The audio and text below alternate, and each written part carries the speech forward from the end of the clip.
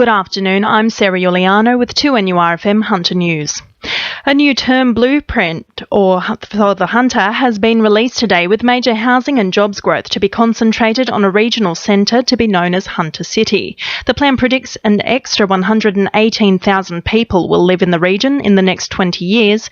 Planning Minister Rob Stokes says Hunter City will better connect Newcastle with other growth areas in the region to become a metropolitan area to rival other capital cities. An interconnected region, a metro region of the diverse cities that make up the Hunter, places like Maitland, places like Belmont, Charlestown, Glendale, Wallsend and Raymond Terrace, all properly connected together to build opportunities for more homes, more jobs and better connection with the great natural environment we have here in the Hunter. Williamtown residents have travelled to Canberra seeking action on environmental contamination caused by the area's RAF base. Warnings about eating local produce and the potential drop in property prices are some matters they want answers about, with politicians motioning for a Senate inquiry. Greens Senator Lee Rhiannon says residents are speaking up about what needs to be done. Today, in the federal parliament, there will be a delegation of many residents from Williamtown coming here.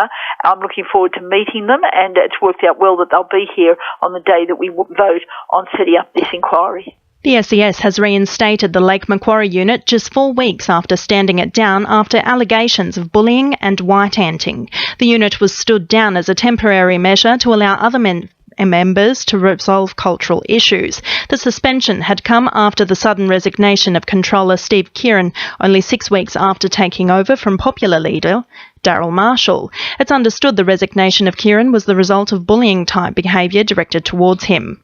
Construction company Darracon has been slammed in a recent survey surrounding its Martins Creek Quarry Expansion. A Hunter Region residents group found that more than 75% of people surveyed do not believe Darracon cares about the community and its concerns.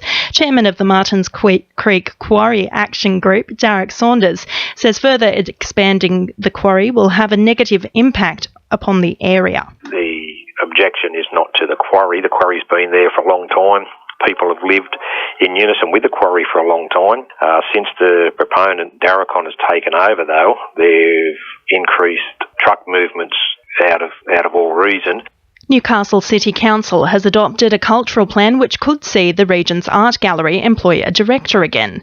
A motion was moved last night outlining the city's arts agenda for the next 4 years. The news comes after former gallery director Ron Ramsey's employment was terminated 2 years ago after a scandal surrounding a donated Brett Whiteley sculpture. Councillor Michael Osbourne says the community has been vocal about reinstating a gallery director. There was a lot of feedback from people in the community saying that really, for a city the size of Newcastle and for a high-quality art collection like Newcastle does have, really we do need a dedicated director of the art gallery. And the University of Newcastle will today be awarded $4.4 million in grants to conduct 2 groundbreaking research projects. The first will investigate the integration of cancer treatment with additional care strategies, while the second will look at programs and services that reduce cancer risk factors such as tobacco and a poor diet. Regional Manager for Cancer Council Hunter and Central Coast, Shane Connell, says the research will greatly benefit cancer patients. These are kind of significant investments over time to make sure that we have the ability to really delve quite deeply into these issues. So we're hoping to find new ways to improve access for people to these integrated services, but also to evaluate the effectiveness of those prevention programs. So we're hoping that by the end of the 3 years, we'll have a lot more information.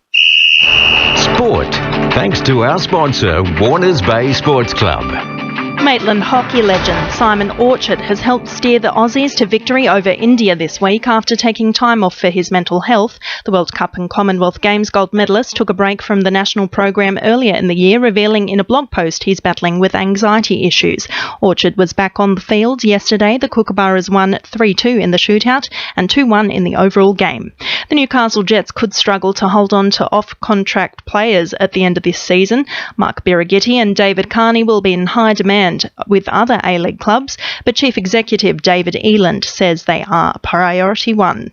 Meanwhile, in the W-League, striker Riley Dobson could be making a triumphant return from injury in Brisbane this week. Dobson was taken off in Newcastle's draw with Adelaide after she landed at an angle and hyperextended her left ankle. An MRI an MRI has since cleared her of breaks, and she's hoping to get in there and help out the depleted squad.